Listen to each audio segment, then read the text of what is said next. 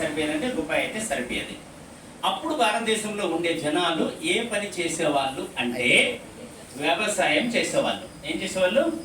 వ్యవసాయం చేసేవాళ్ళు రూపాయి సంపాదించడానికి.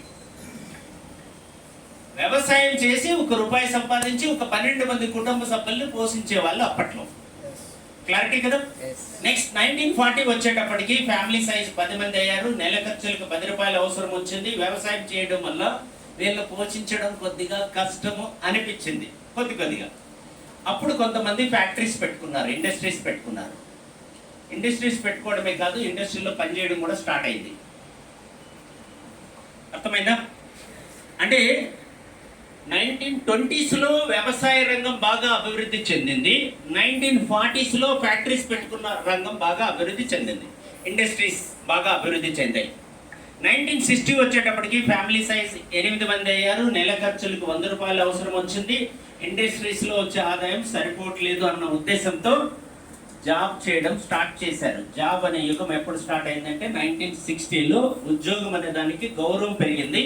అప్పుడు ఉద్యోగం చేసే వాళ్ళకి డబ్బులు టేబుల్ కింద వచ్చేటివి, టేబుల్ పైన వచ్చేటివి. అర్థమైందా? నేను అప్పట్లో ఒక సూత్రం విన్నాను. ఎందుకోసం అంటే కొద్ది సంవత్సరాల తర్వాత నాకు సూత్రం, నేను ఎంగేజ్లో ఉన్నప్పుడు బిగినింగ్లో డైరెక్ట్ సెల్లింగ్లో నేర్చుకున్నా. జాబ్కు వెళ్ళితే, డ్యూటీకి వెళ్ళితే లంచం వస్తుంది, వెళ్ళకపోయినా జీతం వస్తుంది అని. అర్థమైందా? డ్యూటీకి వెళ్ళకపోయినా లంచం వస్తుంది, వెళ్తే లంచం వస్తుంది, వెళ్ళకపోయినా జీతం వస్తుంది అనే సామెత అప్పట్లో ఉండేది. ఓకేనా? ఇప్పుడు ఆ సామెతను ఫాలో అయితే సీసీ కెమెరాలు ఉంటాయి. అందుకని ఇంకా మీరు ఉద్యోగమే అనుకుంటే కష్టం. ఆ కాలంలో ఉద్యోగం. ఎప్పుడు 60sలో జాబ్కి రెస్పెక్ట్ అనేది ఉండేది. 80s వచ్చేటప్పటికి ఫ్యామిలీ సైజ్ 6 మంది అయ్యారు. నెల ఖర్చులకు ₹1000 అవసరం వచ్చింది. ఓకేనా? ఇప్పుడు ఏ ఇండస్ట్రీ డెవలప్ అయింది? ఐటీ. Yes, IT. ఇక్కడ వచ్చింది ఐటీ, ఇక్కడ కూడా ఐటీ వచ్చింది. ఇక్కడ ఫార్మర్స్ వచ్చాయి, ఐటీ కొంత యాడ్ అయ్యింది, ఫార్మర్స్ వచ్చాయి, డిఫరెంట్ అఫ్కోర్స్ నాకు కొంచెం ఫార్మా, ప్లాస్టిక్ ఇవన్నీ కూడా వచ్చాయి అనమాట. రైట్.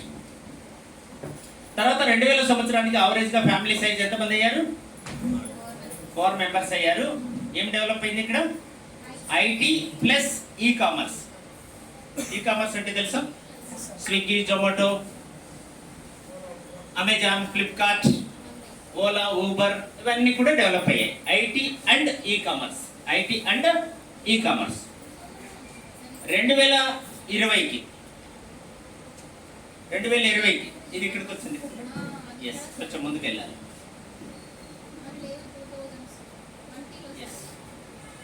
ఇవన్నీ ఒక్కొక్క స్టెప్ దిగుతా రావాలి కిందికి. ఇవన్నీ ఒక స్టెప్ కిందికి తెచ్చుకుంటారండి. ఇక్కడ ఐటీ.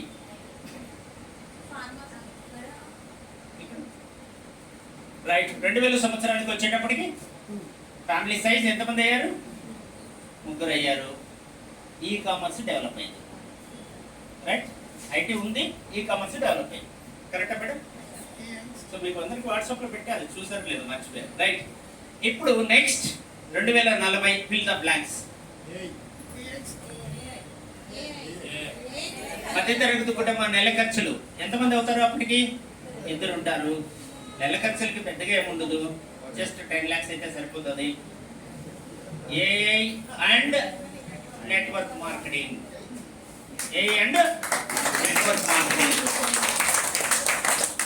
ఇంకా చెప్పాలంటే ఏఐ చేయలేని పనులు చేసేవాళ్ళు సక్సెస్ అయిపోతారు. ఏఐ నెట్వర్క్ మార్కెటింగ్ బిల్డ్ చేయలేదు, టీం బిల్డ్ చేయలేదు, ఎమోషన్స్ రావు దానికి. సో ఇలా ట్రైనింగ్ ఇవ్వలేదు అది.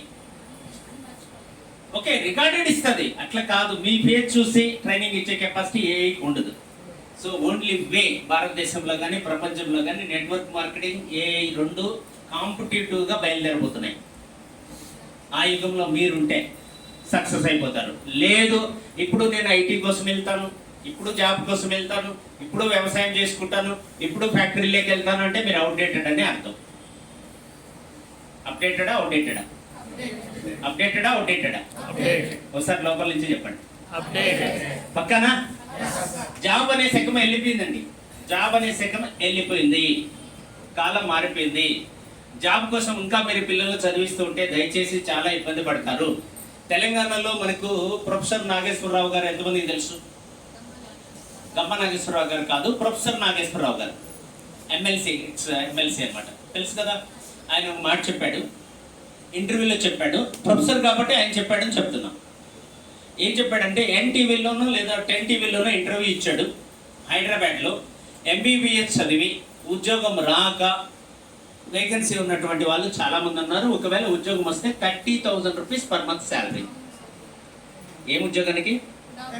డాక్టర్ అనే ఉద్యోగానికి నెలకు 30,000 రూపాయల శాలరీ దొరకట్లేదంట. ప్రజెంట్ సిచ్యువేషన్ 2025లో. అంటే నిజం, కరెక్టే సార్.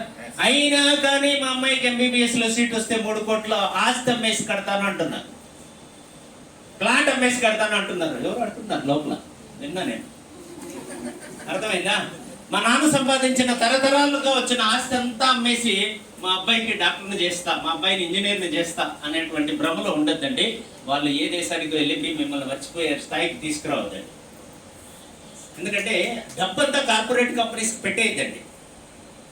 ఇక్కడ కూడా చదువుకోవడానికి అవకాశం ఉంది, ఇక్కడ కూడా ఎడ్యుకేషన్ సిస్టమ్ ఉంది, ఇక్కడ కూడా డబ్బు సంపాదించడానికి అవకాశం ఉంది.